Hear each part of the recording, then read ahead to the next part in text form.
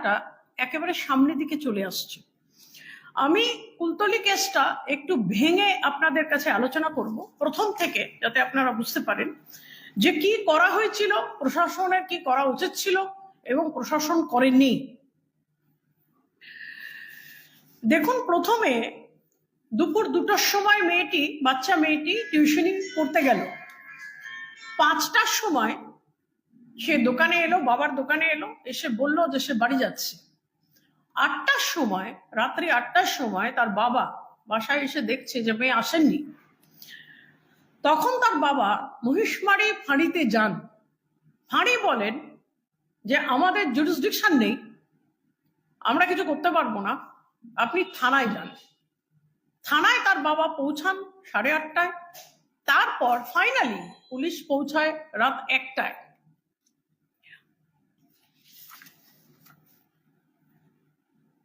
Ministry of home affairs, government of ইন্ডিয়ার memo 24013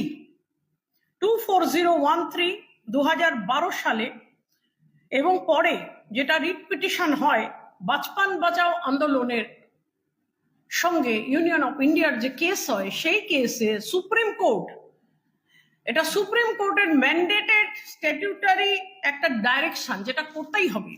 supreme court কি বলেছেন যে যেখানেই বাচ্চারা মিসিং হবে, ছেলে বা মেয়ে, এবং তাদের প্যারেন্টস বা কেউ ওয়েলউইশার থানায় আসবেন বা বাড়িতে আসবেন, সঙ্গে সঙ্গে ধরে নিতে হবে। ওয়ার্ডটা আমি এখানে বলছি, there will be an initial presumption of either abduction or trafficking. Every missing child reported, ধরে নিতে হবে যে অ্যাবডাকশন হয়েছে বা ট্রাফিকিং হয়েছে, মানে কেউ তুলে নিয়ে গেছে। এটা সুপ্রিম কোর্টের ম্যান্ডেট, সুপ্রিম কোর্টের জাজমেন্ট, সুপ্রিম কোর্টের অর্ডার। এবং কি করতে হবে? সঙ্গে সঙ্গে এফআইআর করতে হবে, সঙ্গে সঙ্গে সেই মুহূর্তে এফআইআর করতে হবে, সেই মুহূর্তে সেই মোমেন্টে এফআইআর করতে হবে, করে অ্যাকশন নিতে হবে। কি করতে হবে? বাচ্চাটাকে খুঁজতে বেরোতে হবে, চারদিকে জানাতে হবে, ন্যাশনাল ট্রাফিকিং পোর্টালে এটাকে আপলোড করতে হবে, রেলওয়ে পুলিশকে জানাতে হবে, ট্রান্সপোর্ট কোম্পানিকে জানাতে হবে, বর্ডার সিকিউরিটি ফোর্সকে জানাতে হবে। এটা সুপ্রিম কোর্টের ডিসিশন, যেটা এই রাজ্য জানে, কিন্তু এই রাজ্য কোনো মিসিং চিলড্রেনের ক্ষেত্রে, কোনো হারিয়ে গেছে ছেলে বা মেয়ের ক্ষেত্রে সঙ্গে সঙ্গে এফআইআর করে না, সুপ্রিম কোর্টের নির্দেশ মানে না। এইবারে কথা হচ্ছে যে ফাঁড়ি কেন বলে দিল যে আমাদের জুরিসডিকশন নেই, আমরা কিছু করতে পারবো না, আপনারা থানায় যান। জুরিসডিকশনের প্রশ্নে আমি বলি যে নির্ভয়া কেস হওয়ার পরে 2012 সালে জাস্টিস ভার্মা কমিটি এটা পরিষ্কার করে নির্দেশ দিয়েছিলেন, একটা রেকমেন্ডেশন করেছিলেন, যেটা পরে 2015-তে অ্যাডভাইসারি হিসেবে এমএইচএ থেকে আসে যে এই রেকমেন্ডেশনটা মানতে হবে। এবং ক্রিমিনাল ল অ্যামেন্ডমেন্ট অ্যাক্ট 2013-তে এটা স্ট্যাটিউটারি ম্যান্ডেট, মানে করতেই হবে, অন্যথা হতে পারে না। সেটা কি না, যেখানেই যাবে, যে কোনো কমপ্লেন যে কোনো জায়গায় যাবে, জুরিসডিকশন থাকুক আর না থাকুক, 0 এফআইআর করতে হবে। It's a statutory mandate of 0 FIR. সুতরাং ফাঁড়ি বলতে পারে না যে আমরা করব না, আমাদের জুরিসডিকশন নেই, তুমি থানায় যাও। ফাঁড়িকে একটা 0 এফআইআর করতে হবে এবং সুপ্রিম কোর্টের নির্দেশ অনুযায়ী এফআইআর করতে হবে এবং সঙ্গে সঙ্গে বেরোতে হবে, উইদিন সেকেন্ডস বেরোতে হবে খুঁজতে। সেই জায়গাটা যেহেতু হয়নি, খুঁজতে বেরোয়নি, যদি বেরোতো আজকে হয়তো এই জিনিসটা আমরা দেখতাম না। হয়তো একটা ছোট শিশুর মৃতদেহ এইভাবে পড়ে আছে, এই চিত্র পশ্চিমবঙ্গ দেখতো না, হয়তো একজন মা তার অতি প্রিয় সন্তানকে হারাতেন না। এইখানে যে পুলিশের যে ইনঅ্যাকশন, পুলিশ যে আজকে বাচ্চা হারিয়ে গেলে এন্টারটেইন করছে না এবং ফিরিয়ে দিচ্ছে, এবং পুলিশ যে বলছে আমাদের জুরিসডিকশন নেই, আপনারা যান, এবং আরেকটা থানায় যাওয়ার পরে 8:30টায় গিয়ে পৌঁছানোর পরে রাত 1টার সময় পুলিশ আসে, এই যে বড় টাইম গ্যাপ, এটা পশ্চিমবঙ্গ পুলিশের এবং শাসক দলের এবং সরকারের সম্পূর্ণ ব্যর্থতা, জীবন বাঁচানোর ব্যর্থতা, মহিলাদের সুরক্ষা দেওয়ার ব্যর্থতা, বাচ্চা বাচ্চা মেয়েদের জীবন বাঁচানো, সম্মান বাঁচানোর ব্যর্থতা, এই ব্যর্থতা সরকারকে স্বীকার করে নিতে হবে। এটা প্রথম কথা, যে পুলিশ তার ডিউটি করেনি। এবার আসি যে যখন মৃতদেহটা বেরোলো, মৃতদেহটা বেরোবার পরে আইন আছে যে প্রাথমিকভাবে প্রিলিমিনারি এনকোয়ারি অর্থাৎ সুরতহাল করতে হয়। এই সুরতহালেই বোঝা যায় যে কি হয়েছে। আপনাদের আমি পুলিশ অর্ডার 5/2011 যখন অপরাজিত Mukherjee director general of police ছিলেন, তখন এই পুলিশ অর্ডার বেরোয়, পুলিশ অর্ডার 5/2011, যেটা আজও বর্তায়। এটা কি? এটা বলা হয়েছে যে যেখানে এই ধরনের হিনিয়াস অফেন্স হবে, অর্থাৎ রেপ হবে, রেপের সাথে মার্ডার হবে বা এমনি মার্ডার হবে, এগুলোর সঙ্গে সঙ্গে পুলিশ অন্তর্ভুক্ত করবে অ্যাজ এসআর কেস, অর্থাৎ special report case. Special report কেসটা কি? স্পেশাল রিপোর্ট কেসটা হলো 24 ঘন্টার মধ্যে কোনো একজন সিনিয়র পুলিশ আধিকারিক, ডিএসপি বা এসপি, এই এসআর কেসের ফর্মটা ফিল আপ করবেন ডিটেলস দিয়ে, সমস্ত কিছু কেসটাকে পুরো সুপারভাইজ করে। ধরে নেওয়া যায় যে উমার এই বিভৎস মৃত্যুটাও এসআর কেস হিসেবে রেজিস্টার্ড হয়েছে, হতেই হবে, এটাই নিয়ম। এবং এই এসআর কে সুপারভাইজ করার পরে সিনিয়র অফিসার যিনি করে থাকেন না কেন, কেন বলেননি পক্সো অ্যাড করতে? কেন বলেননি পক্সো অ্যাড করতে? আজকে এসপি কেন আজকে ওখানে রয়েছেন? কেন আজকে যিনি ওখানকার এসপি প্রকাশ ঢালি, উনি আজও কেন চাকরিতে রয়েছেন আমরা জিজ্ঞেস করছি। কেন ওনাকে সরানো হয়নি? একটা এসআর কেস হিসেবে সুপারভিশন করার পরে, সুরতহাল রিপোর্ট দেখার পরে কেন পক্সো আইন অ্যাড হলো না? কেন এসপি সাংবাদিক বৈঠক করে বলছেন যে সর্বোচ্চ শাস্তির ব্যবস্থা আমরা করব, সঠিকভাবে তদন্ত এগোচ্ছে, খুব দ্রুত তদন্ত শেষ করব? কিভাবে তদন্ত শেষ করবেন যদি আইনের যে ধারা প্রযোজ্য, পক্সো অ্যাক্টের সেকশন 6 যেখানে ডেথ পেনাল্টি হয় এই ধরনের কেসে, সেই একটি যদি অ্যাড না হয়, আইনের ধারাই যদি প্রয়োগ না হয়, তাহলে কিভাবে দ্রুত তদন্ত এগোচ্ছে, সঠিক তদন্ত এগোচ্ছে এবং সর্বোচ্চ সাজার যে আশ্বাস ওনারা দিচ্ছেন, সেই সর্বোচ্চ সাজাটা হবে কি করে? অপরাধটাই তো খেলো হয়ে গেল, সঠিক তদন্ত তো হলো না। আজকে আপনারা দেখেছেন যে পরপর পরপর যে কেসগুলো হচ্ছে একটার পর একটা, তাতে এফআইআর এর মিসইউজ, মানে এফআইআর যেহেতু পুলিশের কাছে থাকে, সেই এফআইআর এ কোন ধারা দিতে হবে সেটা পুলিশ ঠিক করছেন। পুলিশ কেন ঠিক করবে? আইনে তো লেখা আছে যে কোনো ঘটনা ঘটলে তার সুরতহাল করতে হবে, সুরতহাল করার পরে এক্সিকিউটিভ ম্যাজিস্ট্রেট আসবেন, এসে তার সামনে করতে হবে, 24 ঘন্টার মধ্যে সিনিয়র অফিসার সুপারভাইজ করবে এসব কেস হিসেবে, এবং ধারা যেটা আছে আইনে সেটাই তো দেবেন। সেটা তো দেওয়া হচ্ছে না, সেটা তো দেওয়া হচ্ছে না। পুলিশ ঠিক করছে কি ধারা দেবে। অ্যাবসলিউট মিসইউজ অফ ল এবং মিসইউজ অফ এফআইআর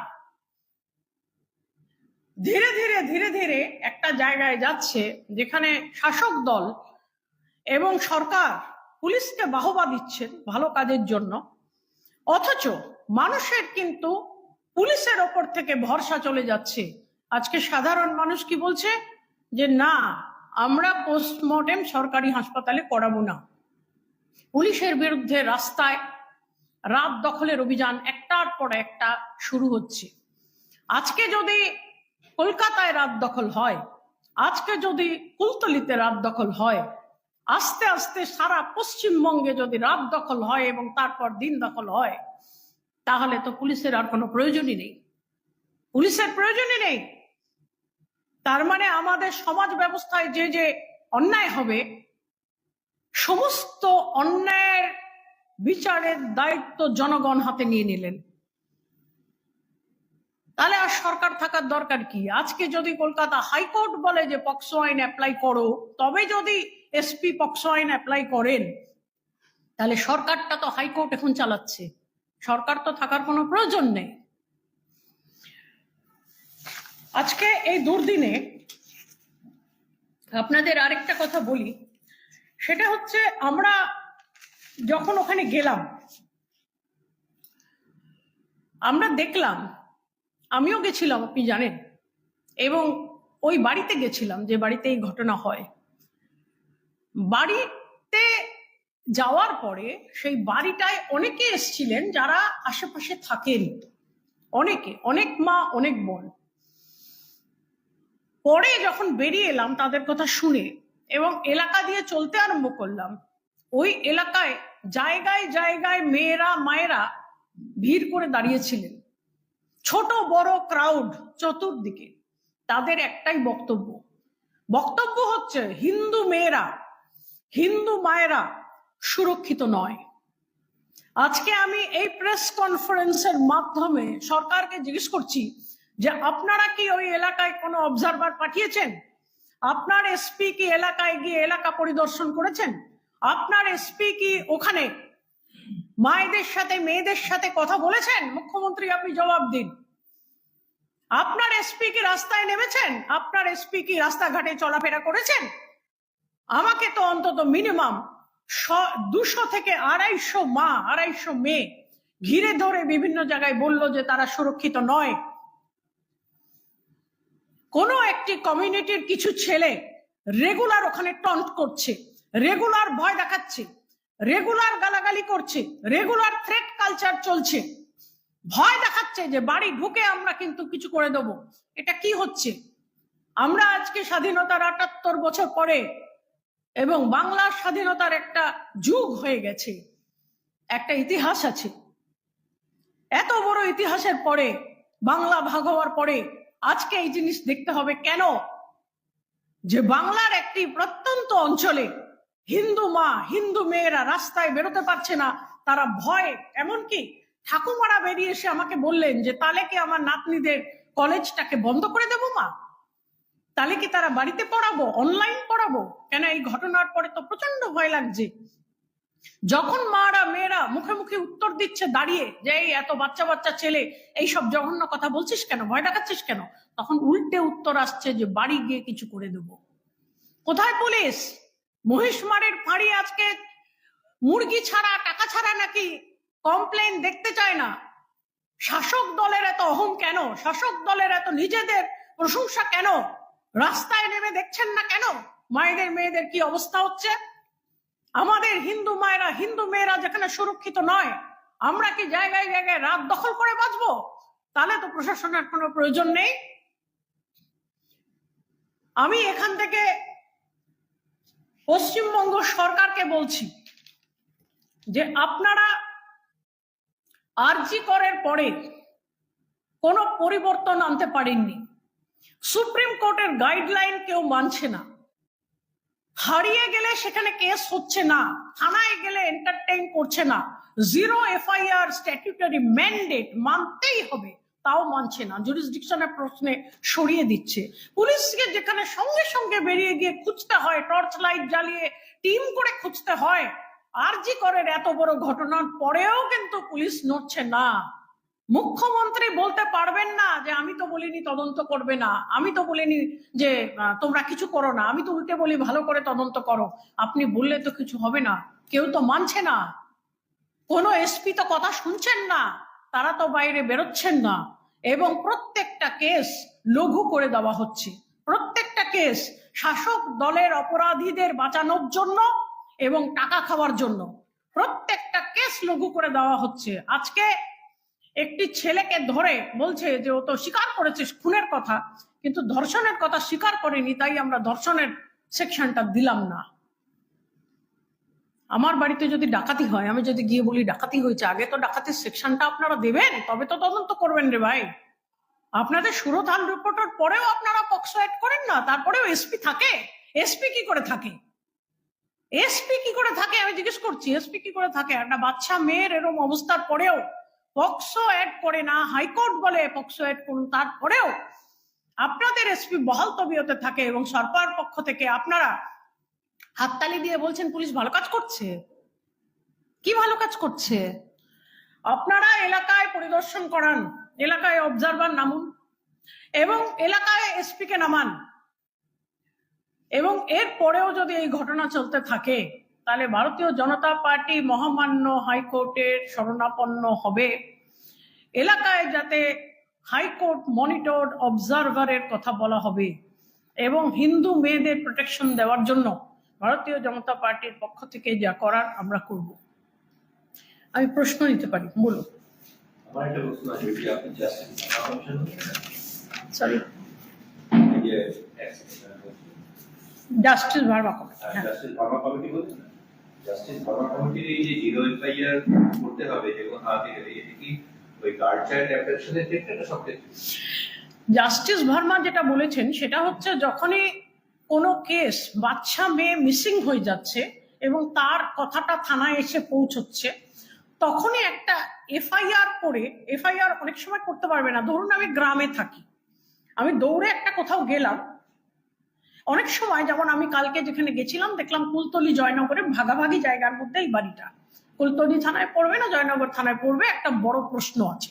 এরকম প্রশ্ন অনেক সময় থাকতে পারে, হয়তো থানা নেই, ফাঁড়ি আছে, যেখানে পাচ্ছে মানুষটা দৌড়ে যাচ্ছে।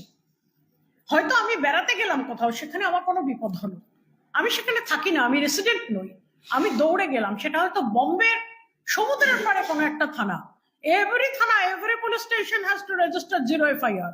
এটা ভারতীয় নাগরিক সুরক্ষা সংহিতা যেটা নতুন এসছে, সিআরপিসি কে রিপ্লেস করে বিএনএসএস, তার 173 নম্বর সাবসেকশন 1 ধারায় ক্লিয়ারলি লেখা আছে যে zero FIR is a statutory mandate, করতেই হবে।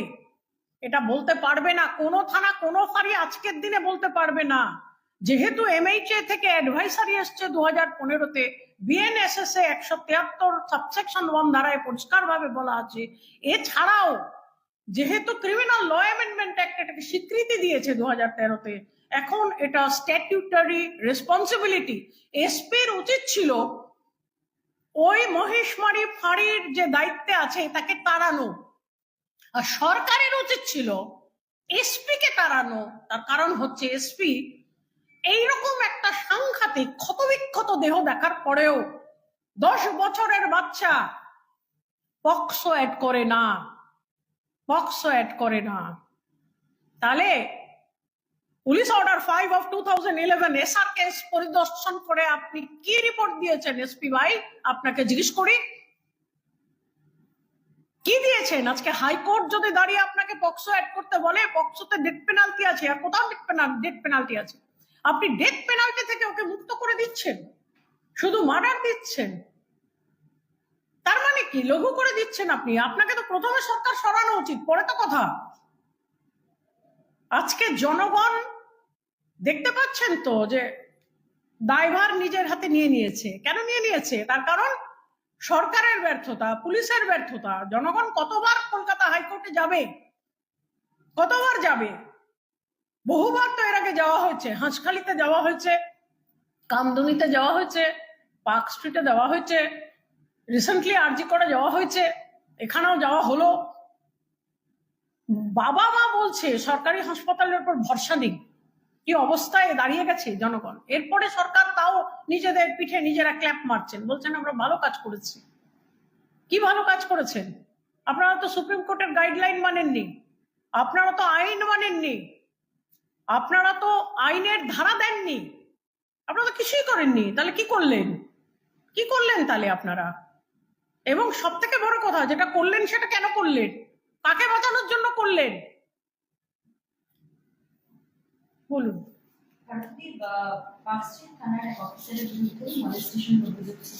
সকালে তিনি অ্যারেস্ট হন, কয়েক ঘন্টার মধ্যেই 1000 টাকার বন্ড সাইন করে তার বেল হয়ে। আর কিছু প্রশ্ন বলুন। সিবিআই এর তরফ থেকে চার্জশিট দেওয়া হয়েছে আপনাদের ঘটনা, শুধু সঞ্জয় রায়কে এখানে দেখানো হয়েছে, মূল অভিযুক্ত মদ্যপ অবস্থায় ছিলেন এবং আর কারোর নাম শোনা ছিলেন। কিন্তু আরেকটা বিষয়, সেটা হচ্ছে পুনর্ভোজি বিষয়টা নিয়ে পুলিশ হয়েছে এবং জানা হয়েছে 24 ঘন্টার মধ্যে কলকাতা পুলিশ 24 ঘন্টার মধ্যে সঞ্জয় রায়কে গ্রেপ্তার করেছে। কলকাতা পুলিশ সাব ইন্সপেক্টর অভিষেক রায়কে পার্কস্ট্রিটের ঘটনায় গ্রেপ্তার করেছে। পশ্চিমবঙ্গ পুলিশ মুস্তাকিনকে কুলতলি এই কেসে গ্রেপ্তার করেছে, সব কেসেই পুলিশ কিন্তু গ্রেপ্তার করছে। কুণাল বাবুকে বুঝতে হবে যে অর্ধ সত্য সত্য নয়, তাই তো? অর্ধ সত্য সত্য নয়। এখানে যে ধরাটা হচ্ছে, এই ধরা ইজ ইকুয়াল টু ছাড়া। ধরা ইজ ইকুয়াল টু ছাড়া। ধরবো, ধরে লঘু সেকশন দেব, দিয়ে তাড়াতাড়ি ছাড়ার ব্যবস্থা করব। সব জায়গায় তাই। সঞ্জয় রায়কে ধরে প্রমাণ লোপাটের চেষ্টা, সিবিআই চার্জশিটে পরিষ্কার ভাবে দেখা গেছে যে সন্দীপ ঘোষ এবং ওসি টালা দুজনেই প্রমাণ লোপাটের চেষ্টা করেছেন। তার মানে কি, অপরাধীকে ধরবো, কিন্তু যাতে অপরাধটা প্রমাণিত না হয় তার জন্য ব্যবস্থা নেব। মুস্তাকিনকে ধরলাম কিন্তু পক্সো দিলাম না। সাব ইন্সপেক্টর অভিষেক রায়কে ধরলাম, এমন ধরে ধরলাম যে বিকেলেই জামিন। এই ধরার কোনো মানে নেই। সরকার পক্ষ যখন ধরবেন তখন ধরার মতো ধরবেন, যোগ্য শাস্তির জন্য ব্যবস্থা করবেন, তবেই জনগণ বাহবা দেবে। আর যদি এমন ধরেন যে ধরা ইজ ইকুয়াল টু ছাড়া, এ ধরে লাভ নেই, এটা অর্ধ সত্য। মানুষ ছিচি করছে, মানুষ আজকে ছিচি করছে। মানুষ দেখছে যে একটা পুলিশ যার দায়িত্ব রক্ষক, সে ভক্ষক হয়ে থানার মধ্যে অসভ্যতা করছে, তারপর তাকে ধরা হয়, অ্যারেস্ট হয়ে সঙ্গে সঙ্গে জামিন। মানুষ দেখছে 10 বছরের একটা বাচ্চা পড়ে আছে, ক্ষতবিক্ষত দেহ, অথচ যে আইনের যে ধারা, যেটা এই বাচ্চাদের এই ধরনের অত্যাচারের জন্যই আইনটা আনা হয়েছে, সেটার প্রয়োগ করছে না পুলিশ। মানুষ দেখছে একজন শিক্ষিত মহিলা ডাক্তার ধর্ষিতা হয়ে খুন হয়ে গেল, ক্ষতবিক্ষত দেহ, অথচ পুলিশের যা কর্তব্য প্রমাণটাকে বাঁচিয়ে তাড়াতাড়ি শাস্তির ব্যবস্থা করা, সেটা পুলিশ করছে না, উল্টে প্রমাণ লোপাটের ব্যবস্থা করছে। একজন সিনিয়র পুলিশ আধিকারিক বলছেন যে যেখানে ঘটনা ঘটেছে তার একটা পোর্শন আমরা আটকে দিলাম, আর একটা পোর্শনে লোক আছে। কোথায় ভাই আইন শিখে এসছেন আপনারা? আপনারা আইপিএস অফিসার, আপনারা জানেন না যে এই ধরনের রেপ এবং মার্ডার কেস ভারতীয় নাগরিক সুরক্ষা সংহিতায় এবং ভারতীয় ন্যায় সংহিতায় এদেরকে বলা হয় ফরেনসিক ইনভেস্টিগেশন। ফরেনসিক টিম না আসা পর্যন্ত সেখানে কেউ ঢুকবে না। আপনি ঘরটাকে ডিমার্কেট করে বলছেন যে একদিকে কর্ডন অফ করে দিয়েছি, আরেকদিকে লোক ঢুকেছে। কোন আইনে বলছেন আপনি? তার মানে তো আপনারা নিজেরা আইন তৈরি করছেন। আপনারা তো আইন তৈরি করতে পারেন না। এসপি পরাশ ধালি তো বলতে পারে না যে সর্বোচ্চ শাস্তি দেব, হুইজি? আপনি কে শাস্তি দেওয়ার? আপনার কাজ হচ্ছে প্রক্রিয়াটাকে চালু রাখা। পুলিশের যে কাজ প্রমাণপত্র জোগাড় করা এবং অপরাধ যে করেছে তাকে ধরে, যে অপরাধে সে অপরাধী, সেই অপরাধটাকে প্রমাণ করার জন্য সর্ব ধরনের চেষ্টা করা, এটাই আপনার কাজ। আপনার কাজ না সাংবাদিক বৈঠক বসে বড় বড় কথা বলা। শাস্তি দেওয়ার আপনি কেউ না, কোর্ট শাস্তি দেবে। সুতরাং এই যে ধরছে, আমি বলছি প্রত্যেকটা ধরা আপনারা লক্ষ্য করে দেখবেন, প্রত্যেকটা ধরা ইজ ইকুয়াল টু ছাড়া। কিছুক্ষণ আগে মুখ্যসচিব তিনি প্রেস কনফারেন্স করেছেন, জুনিয়র চিকিৎসকরা যারা অনশন করছেন তাদের তিনি বলছেন যে সেফটি এন্ড সিকিউরিটি আশ্বস্ত করছেন, আমাদের কাজ ভালোভাবে হচ্ছে, panic button and alarm system 1 November থেকে চালু করতে পারবো আমরা, সেটা চালু করে দেবেন নভেম্বরের ফার্স্ট উইকে। এবং সিসিটিভি লাগানোর যে দাবি সুরক্ষার জন্য জুনিয়র চিকিৎসকরা করেছেন, তার মধ্যে তারা বলেছেন যে ৭,০৫১টার মধ্যে ৩,১৮১টা সিসিটিভির কাজ হয়ে গিয়েছে। কাজের অগ্রগতি আমাদের খুব ভালো হচ্ছে।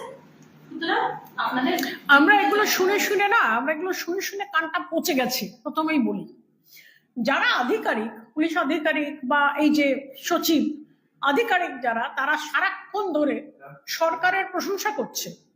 আইএস আইপিএস এর যে সার্ভিস কন্ডাক্ট রুলস, যার মধ্যে বলা আছে যে নিজের কাজটা নিজে ঠিক করে করো, তুমি যে সরকারে কাজ করতে এসছো সে সরকারের প্রশংসা সকাল বিকাল করো না, এটা তারা ভুলে গেছেন। সরকার হচ্ছে ইলেক্টেড সরকার, a political party which comes into power, IAS IPS central service রুলে তাদের পরিষ্কারভাবে বলা আছে যে তাদের দায়িত্ব কর্তব্য তারা নিরপেক্ষভাবে করবেন। আজকে যেটা 1 নভেম্বর থেকে সচিব বলছেন যে এগুলো চালু করব, এত পরে কেন? এই সরকার তো ক্ষমতায় এসছে 2011 সালে, তারপর তো অনেক কিছু হয়ে গেছে, তার আগেও অনেক কিছু হয়েছে, তার আগেও তাপসী মালিক হয়েছে, তার আগেও বনতলা হয়েছে, তার আগেও নিতাই হয়েছে, তার আগেও নন্দীগ্রাম হয়েছে, তার আগেও বেনাচাপড়া হয়েছে, কঙ্কালকাণ্ড হয়েছে, অনেক কিছু হয়েছে। আমাদের মিজানুর রহমানের কেসটাও হয়েছে, অনেক কিছু হয়েছে, আমরা দেখেছি। তারপর তো পরিবর্তনের ডাক দিয়ে এই সরকার এসছে। তাহলে 2011 থেকে 2024, 13 বছর পরে প্যানিক বাটন তৈরি করবেন, এটা নিজের পিঠে নিজের তালি দিয়ে বলছেন। লজ্জা হচ্ছে না? লজ্জা হচ্ছে না? কেন এখানে পার্কস্ট্রিট হয়নি, কামদুনি হয়নি, হাঁসখালি হয়নি, চোপড়া হয়নি? তখন হয়নি কেন প্যানিক বাটন? আর আপনাদের মনে রাখতে হবে যে একটা সময় ছিল গ্রামে আরজি পার্টি কাজ করত, রেজিস্ট্যান্স গ্রুপ কাজ করত। কেন? না, যথেষ্ট সংখ্যায় পুলিশ ছিল না, তাই গ্রামের মানুষ বেরিয়ে এসে বাঁশি বাজিয়ে লাঠি নিয়ে পুলিশের সঙ্গে সহযোগিতায় রক্ষণাবেক্ষণের কাজ করতেন। পরে দেখা গেল প্রচুর পুলিশ এলো, অনেক জুনিয়র কনস্টেবল রিক্রুট হলো, অনেক ট্রেন হলো, আমাদের ব্যাটালিয়ন গুলো বাড়লো, আমাদের র্যাপিড অ্যাকশন টাস্ক ফোর্স বাড়লো, কিন্তু তারপরেও আইবি কেন রিপোর্ট দেয় না যে ব্যাড এলিমেন্টস এলাকায় কারা কারা আছে? এটা প্রথম প্রশ্ন আমি করব। আপনার আইবি অফিসাররা কোথায়? আপনি প্যানিক বাটন পরে টেপাবেন, আগে আপনার পুলিশের কর্তব্যটা ঠিক করে করান। আপনার ইন্টেলিজেন্স ব্রাঞ্চের অফিসার কোথায়? কেন তারা কুলতলিতে নামেননি? আমি কালকে 250 থেকে 300 মহিলার কথা শুনেছি, কেন তাদের কথাটা আইবির কানে যাচ্ছে না? তারপর হচ্ছে আইডেন্টিফিকেশন অফ ব্যাড এলিমেন্টস, কেন হচ্ছে না? তারপর হচ্ছে গুড বিহেভিয়ার বন্ডস এর জন্য এদেরকে কোর্টে টেনে আনা, এবং এলাকায় থাকতে গেলে গুড বিহেভিয়ার বন্ড দিয়ে এই অসভ্যতা করা চলবে না, সেগুলো কেন করাচ্ছেন না? তারপর হচ্ছে তারা যদি আবার করে হিস্ট্রি শিট ওপেন করছেন না কেন? তারপরে হচ্ছে যদি হিস্ট্রি শিট আর হয় তরি পার করছেন না কেন? আপনারা আপনাদের ব্যাড এলিমেন্টস গুলো এলাকার মধ্যে রেখে দেবেন, তারা থ্রেট কালচারটাকে আস্তে আস্তে বাড়াবে, মানুষকে ধমকি দেবে, বাড়ি থেকে বেরোতে দেবে না, হিন্দু মেয়েদের টোটকারি করবে, আর আপনারা বলবেন হিন্দু মেয়েরা প্যানিক বাটন টিপবে। কেন? কেন প্যানিক বাটন টিপবে? প্যানিক বাটন টিপলে কে আসবে? আপনার এসপি পরাশধালী? হ্যাঁ, এইসব কথা বলবেন না, এইসব কথা বলবেন না। জনগণ যাতে প্রত্যেকটা গ্রাম এলাকায় রাত দখল না করে, তার জন্য প্রশাসন আপনি সাবধান হন। এবং আপনাদের যে কাজ, আপনাদের আইবি নামান, আপনাদের মহিলা পুলিশ নামান, আপনাদের বাইকে করে পেট্রোলিং টিম নামান, আপনাদের নাকা চেক পয়েন্ট অ্যাক্টিভ করুন, আপনাদের হিস্ট্রি শিট ওপেন করুন, আপনাদের গুড বিহেভিয়ার বন্ড এক্সিকিউট করার জন্য আইডেন্টিফাই করে করে তুলে নিয়ে গিয়ে গুড বিহেভিয়ার বন্ড এক্সিকিউট করান, থানা হাজিরা বাড়ান, মহিলাদের সুরক্ষার জন্য মহিলা টিম ঘরে ঘরে পাঠান। আপনাদের যে কাজ আছে করুন, মিষ্টি কথায় লোক ভোলাবেন না, সময় চলে গেছে। উনি বলছেন জয়নগরের ঘটনা একটি সামাজিক অপরাধ, পুলিশ গ্রেপ্তার করেছে 5 ঘন্টার মধ্যেও, এরপরে কি করে জাস্টিসের দাবি হচ্ছে না? পরিবারের বুকে আগুন রয়েছে এবং তাদের কাছে একটা অস্থিরতা রয়েছে, এবং সেই অস্থিরতার মাঝখানে কিছু পলিটিক্যাল পার্টি তারা ঢুকে। কুণাল ঘোষকে আমি বলবো যে আপনি সরকারি প্রোটেকশনে আছেন, সরকারের পক্ষ থেকে যখন কেউ কথা বলে আমরা ধরে নিই যে সরকার তাকে সব রকমের প্রোটেকশন দিয়ে রেখেছে। আপনি এই কথাগুলোই কুলতলিতে গিয়ে বলুন, কুলতলির মাটিতে দাঁড়িয়ে, কুলতলির যে বাড়িতে এই ঘটনা ঘটেছে সেখানে গিয়ে বলুন যে আমরা তো অপরাধীদের 5 ঘন্টার মধ্যে ধরে দিয়েছি। ভাই, আপনি বাবা, আপনি মা, কেন আপনি এত চিৎকার করছেন? কেন আপনি জাস্টিসের কথা বলছেন? বলুন, বলুন না। তারপর বাইরে এসে রিয়াকশন দিন। আপনি দেখবেন যে আপনি আজকে এই সুরক্ষার বলয়ের মধ্যে বসে যে কথাগুলো বলছেন, সেই কথাগুলো মূলত কত ভিত্তিহীন কথা। একজনের বাবা, একজনের মা বলছে যে আপনাদের সরকারি হসপিটালে তার ভরসা নেই। আপনার এসপি ঠিক মতো ধারাই প্রয়োগ করে না, অপরাধীকে ধরেছেন তো 5 ঘন্টার মধ্যে, কিন্তু অপরাধী তো অপরাধ করতেই পারতো না যদি 5 ঘন্টা আগে বেরোতো আপনার পুলিশ। এইসব কথা বলবেন না। যদি বলতে চান না, আপনাকে বলি, আপনি প্রোটেকশন নিয়ে যান, প্রোটেকশন নিয়ে গিয়ে ওই বাড়িতে দাঁড়িয়ে একটু বলুন।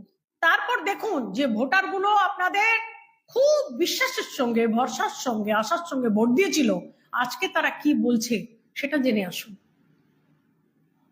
বিনীত গোয়েলের একটি মামলার ক্ষেত্রে আজকে কলকাতা হাইকোর্ট কেন্দ্রের কর্মীবর্গ যে ডিপার্টমেন্ট রয়েছে তাকে অ্যাড করতে বলা হয়েছে এবং বিনীত গোয়েলের এই ক্ষেত্রে এফআইআর দায়ের করা নিয়ে তার বিরুদ্ধে মামলা চলছে। সেখানে এফআইআর খারিজ করার যে আবেদন সেটাও কখনোভাবে হাইকোর্ট গ্রহণ করেনি।